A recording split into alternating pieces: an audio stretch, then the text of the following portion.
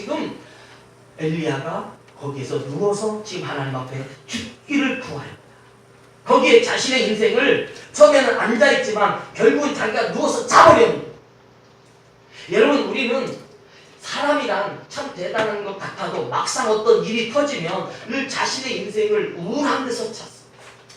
힘들고 어려운 자신의 삶의 근원을 정말 성경이 말하는 로뎀, 시궁창, 자기 인생의 가장 안 좋은 데서부터 인생을 출발하는 거예요. 갑자기 몸이 아팠다. 그러면 어렸을 때 몸이 아픈 건 뭐 아픈지를 몰라요. 근데 아프면 옆에 어머니가 계시고 아버지가 계셔서 아프면 오히려 더 사랑받았어. 그래서 어떤 때는 심지어 내가 아프면 학교도 안 가게 되고 아프면 부모님이 사랑해주고 아프면 못 먹었던 것도 먹으니까 아픈 것이 오히려 자신의 인생에 더 유리할 때가 많아요. 그래서 어렸을 때의 아픔은 그저 사랑받는 더 기회가 되고 그동안에 못했던 그 기회를 찾는 또 하나의 시간이 아픈 거지만 나이가 들면 아픔은 그 죽음으로 연결이 됩니다. 기침을 조금만 더 오래 하면 내가 죽을 건 아니다. 왜 인생의 경험은 이 로뎀, 시궁창 같은 데서 인생을 늘 발견하는 거거든요. 그러다가 죽은 사람이 많고 병들어서 어느 날 건강했던 사람이 갑자기 급사해서 삶을 끝낸 안타까운 인생이 많고 인생은요, 길을 걸으면 사건과 사고가 얼룩지어지면서 우리 인생이 점점점 부정적 삶으로 그려지는 거예요. 그래서 나도 모르게 삶의 습관이 뭐냐면 어떤 반응이 안 좋은 부정적 반응으로 먼저 반응하는 거예요.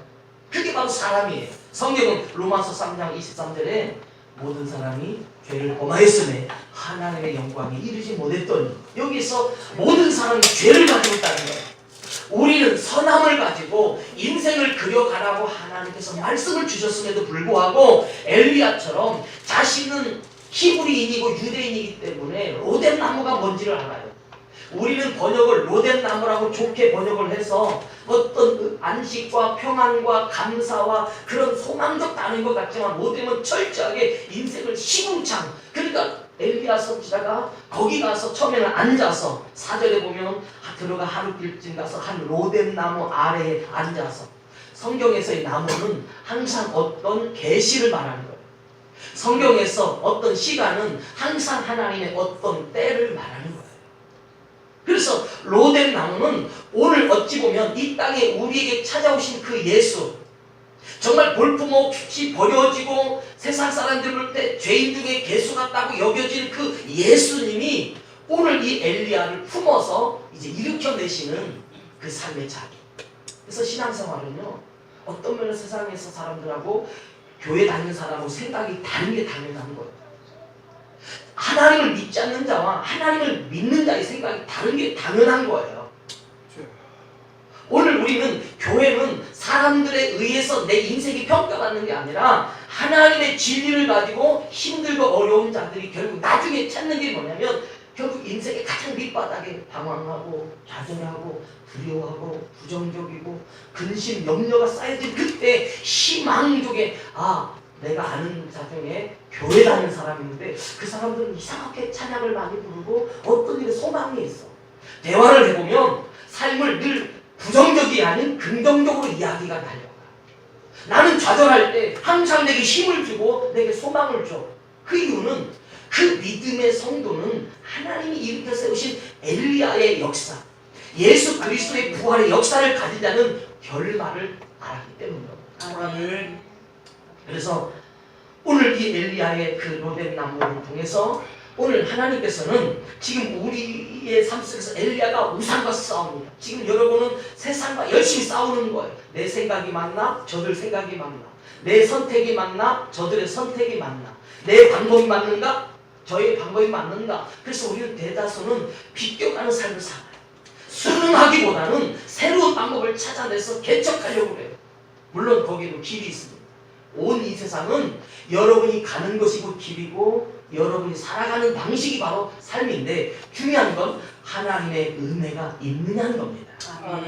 오늘 엘리야는 재물을 불태워 하나님의 응답을 받았던 인물이고 기도하여서 비가 오지 않았던 3년 6개월의 역사를 기도하여서 응답받았던 이 거대한 영적 거성은 이 엘리야조차도 너 죽어 이 한마디에 도망을 쳐버렸습니다. 여러분, 우리 인생은 항상 절반의 승리만을 가지고 살아간다는 것을 기억하시기 바랍니다. 아멘. 우리 인생은 다 가진 것 같지만 사실 늘 반밖에 없어요. 그래서 하나님은 이미 창조부터 우리에게 짝을 주시는 거예요. 우리 인생이 태어날 때 여러분이나 저는 반으로 태어나는 거예요. 남자로 태어나든 여자로 태어나든 우리는 반인 거예요. 그래서 우리는 이 반을 하나님께서 짝으로 만드시면 이걸 연합이다 그래요. 그래서 항상 세상은 하늘과 땅, 낮과 밤, 짝을 이용해서 하나의 완성을 향하여 하나님이 이루어 가십니다. 아멘. 오늘 엘리야는 분명히 그는 믿음이 훌륭한 분입니다.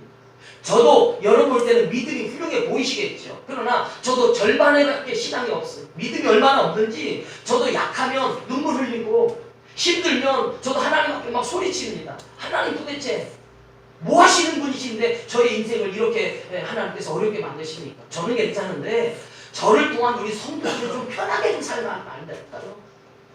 좀 하나님께서 우리 성도들을 위해서 뭔가 좀 은혜의 기적을 좀 주시면 안 될까요? 여러분 항상 지나고 나면 아 내가 왜 그랬지? 하나님은 이것마저도 내게 기도 시간이 되게 하고 성도들 이해할 수 있는 믿음의 시간이 되게 하는데 항상 나의 신앙은 가만히 보면 절반인 거예요. 엘리야가 가졌던 그 영적인 승리도 재물을 불태우게 하신 하나님의 응답을 받은 것도 인생이 전부가 아니라는 거예요.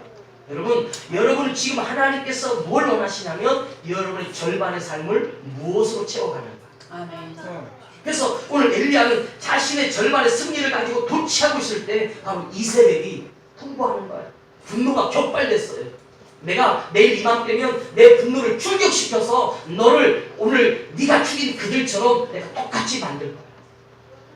오늘 이 세상의 분노 앞에 엘리야가 결국 도망친 겁니다. 절반의 승리만을 가지고 간 거예요. 그때 하나님의 도우시.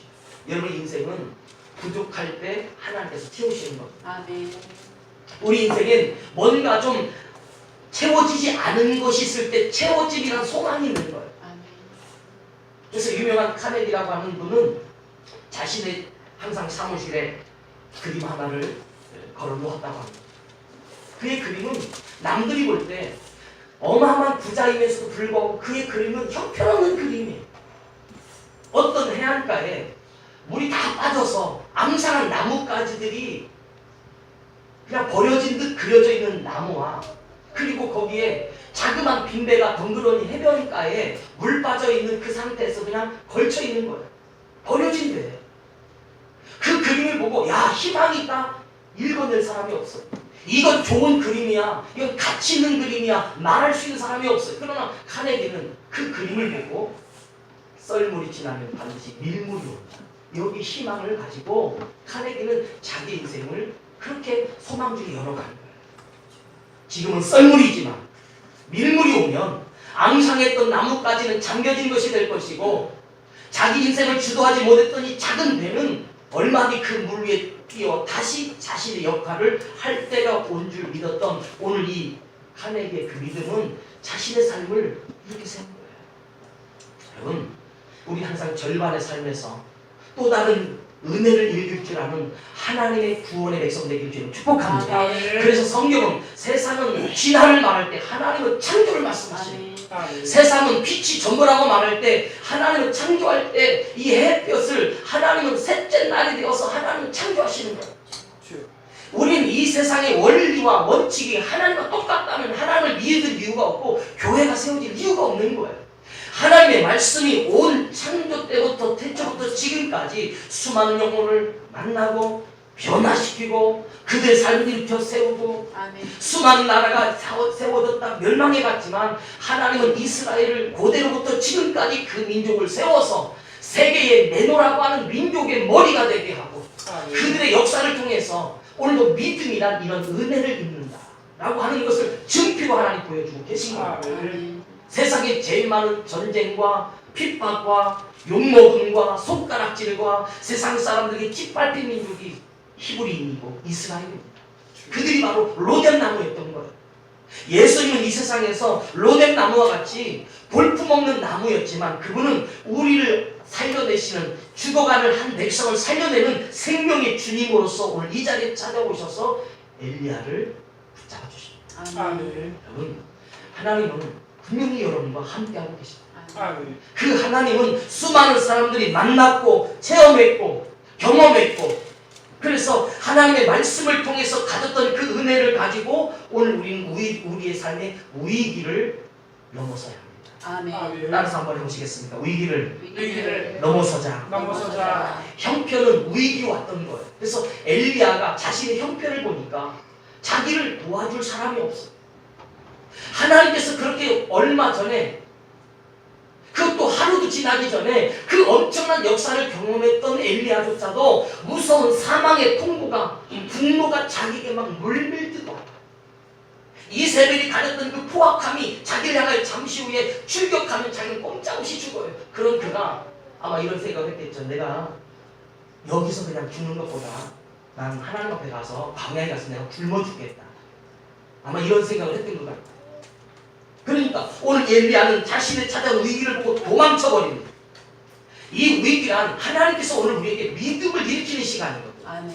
그런데 엘리야는 자신이 할 수 있는, 우리가 보는 믿음의 방법이 아닌 자신의 약한 인간의 모습으로 찾아가서 로뎀나무 아래 시궁창이란 뜻을 가진 그 나무 안에서 나 죽겠습니다. 나 죽여주십시오. 앉아있던 인생이 누워버렸습니다. 이제 포기한 거예요. 그래서 5절에 보면 19장 5절에 로뎀나무 아래 누워 자더니 천사가 그를 어루만지며 그에게 이르되 일어나서 먹으라 하는지라. 아멘. 그래서 성경은 잔다는 말은 죽었다는 말과 똑같은 거예요. 사람의 역할을 하지 않고 있었다. 사람의 모습이 아닌 그냥 평범한 흙덩이와 같은 존재다. 그래서 히브리어에서는 항상 잔다는 말은 죽었다는 말이에요. 어차피 죽은 사람은, 자는 사람은 아무것도 안 하죠. 이때 하나님의 나타나심, 천사가 그를 어루 만져주십니다. 오늘 하나님은 우리 믿는 자들 반드시 찾아오셔서 회복시켜 주시고 은혜를 주신 하나님. 아멘. 성경은 사람이 찾아간 게 아니에요.